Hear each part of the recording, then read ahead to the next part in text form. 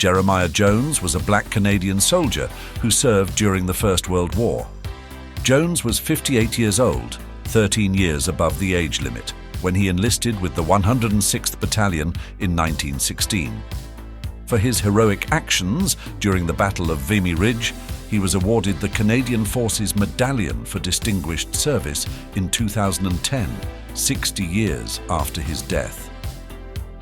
Although black Canadian men were not altogether welcome in the armed forces, there were those who served in several combat units during the First World War.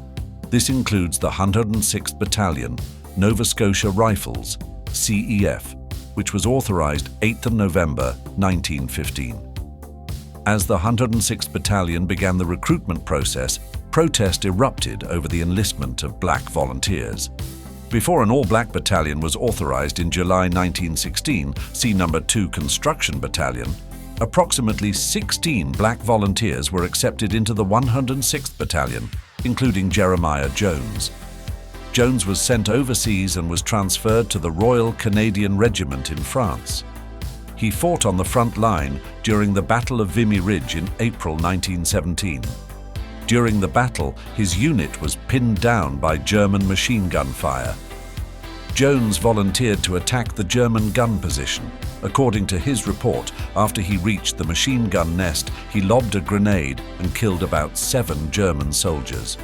The remaining soldiers surrendered to Jones. He made the surrendered German soldiers carry their machine gun back across Canadian lines and drop it at the feet of his commanding officer. Jones was wounded in action at Vimy Ridge and spent a good deal of time in hospital. He was discharged in 1918 in Halifax after being found medically unfit for military service. As was often the case with black soldiers, Jones's contributions to the war went unrecognized. He and Nova Scotian Senator Calvin Ruck were friends, and for more than 10 years, Ruck tried to get the Canadian government to recognize Jones's heroic actions, even after Jones passed away on 23rd November 1950. 60 years after Jeremiah Jones passed away, the federal government awarded him a Canadian Forces Medallion for Distinguished Service on 22nd of February 2010.